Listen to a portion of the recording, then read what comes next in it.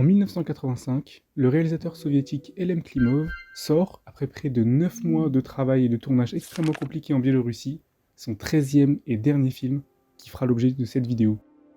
Et ce film, c'est Come and See.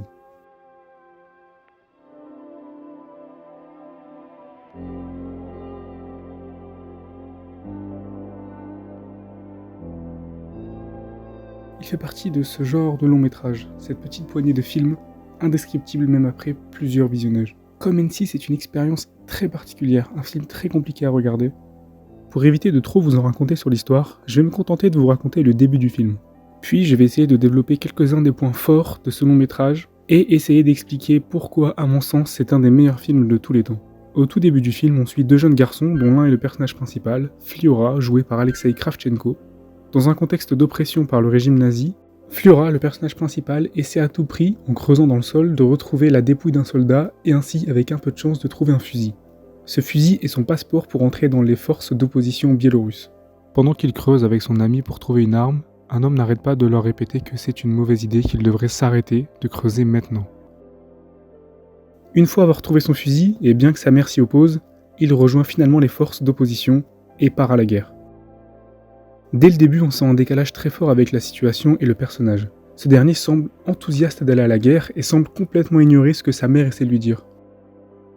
Fliora, tout innocent et enthousiaste, entame donc sa vie de nouveau soldat.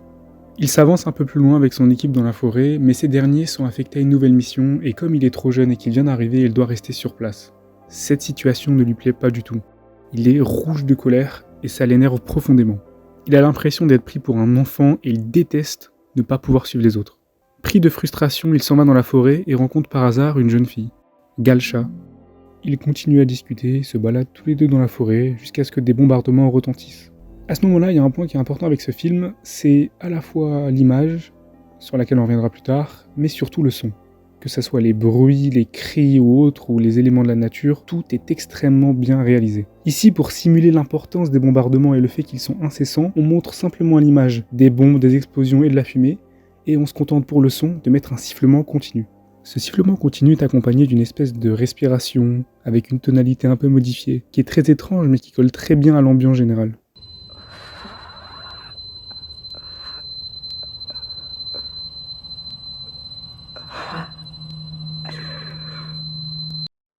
Pour se mettre à l'abri, accompagné de Galcha, il décide de revenir en arrière, de se réfugier dans son village d'origine. Mais quand ils arrivent, il n'y a plus rien. Plus personne. Il ne retrouve ni sa mère, ni ses sœurs, ni personne. Puis d'un coup, pris d'une sorte de fulgurance, il décide de s'en aller à un point très précis dans lequel il pense que tout le monde est parti se réfugier. Et alors qu'il s'y dirige, on remarque que Fiora avance, tête la première, droit devant, sans jamais regarder derrière, alors que Galcha, elle, va avancer et va faire un seul regard en arrière. Un regard qui va tout changer.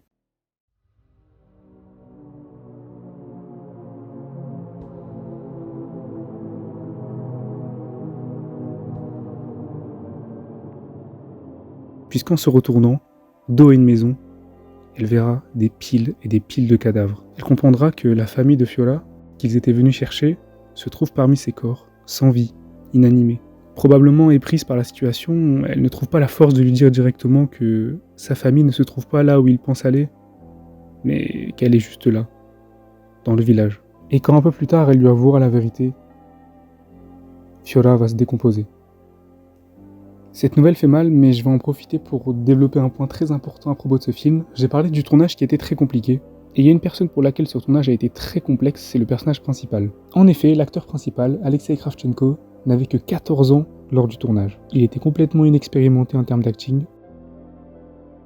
Alors traumatisé par l'événement, il s'avance avec Galcha toujours plus loin dans la forêt et retombe sur des survivants du village.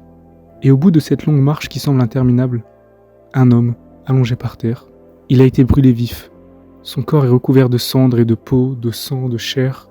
Tout est mis en place pour que, à ce moment-là, le spectateur n'ait aucune chance de le reconnaître. Pourtant cet homme, on l'a déjà vu. Plus tôt dans le film. Et il répète une phrase. « Je t'avais dit de ne pas creuser ». Cette personne, c'est l'homme qui, au tout début du film, indiquait à Fiora de ne pas creuser, que cela allait lui causer des ennuis à lui et à sa famille. Comme les soldats de l'opposition biélorusse sont venus le chercher, des embusqués allemands ont pu les retrouver, et sont venus détruire son village. Et à ce moment-là, le jeune enfant craque. Après avoir vu toutes ces horreurs, après avoir perdu toutes les personnes qu'il aimait, après avoir perdu son village d'enfance, il se rend compte que tout ça est de sa faute. Et là, croyez-moi, on n'a encore rien vu, puisqu'on est seulement au tout début du film. Ce film, comme vous avez sûrement dû le comprendre, n'est pas seulement autour de la guerre, il est autour de l'humain, autour d'une période très complexe de l'histoire. L'enfant, qui au tout début du film incarnait la pureté et l'innocence, était tout simplement joyeux de la nouvelle situation, il se rend compte de l'horreur dans laquelle il a sauté, peut-être la première, de son plein gré.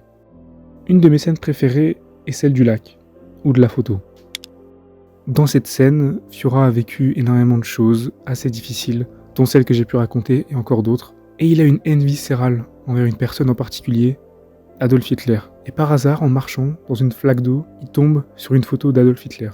À ce moment-là, pris de rage, il décide de tirer sur la photo. Il dégaine son arme et à chaque balle, on a des flashbacks. Et à chaque balle, on a des images. Mais des vraies images d'archives, des images historiques d'Hitler. Mais celles-ci ont un point assez particulier. Elles sont toutes inversées.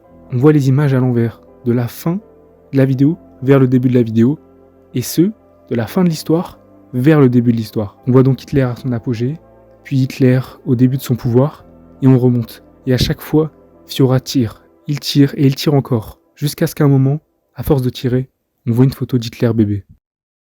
Et là, Fiora ne tire plus.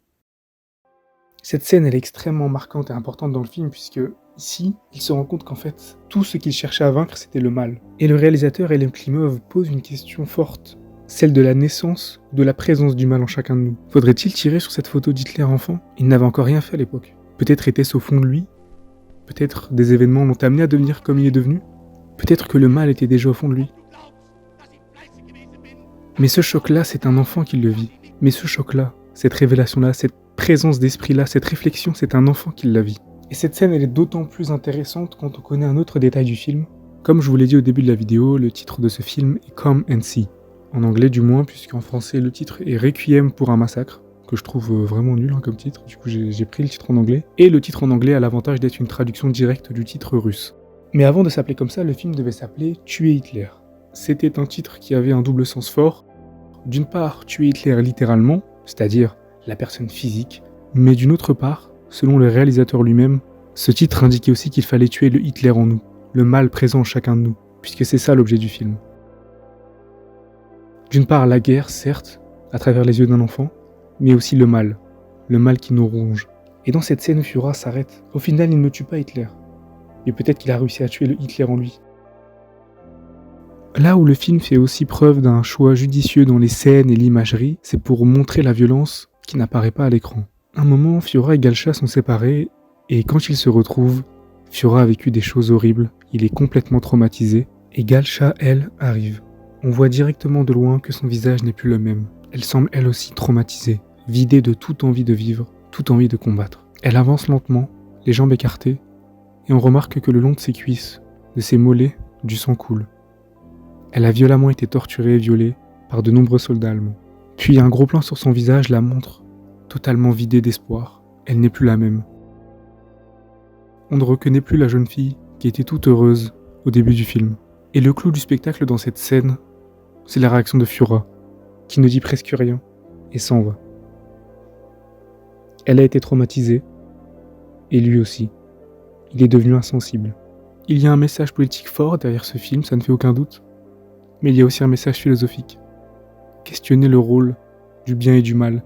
Questionner les limites de ce qu'un humain peut endurer. Je vous recommande vivement d'aller regarder le film. Je vous précise par ailleurs qu'il est disponible en excellente qualité sur YouTube. J'espère sincèrement que cette vidéo vous aura plu. Et on se retrouve très bientôt pour la prochaine.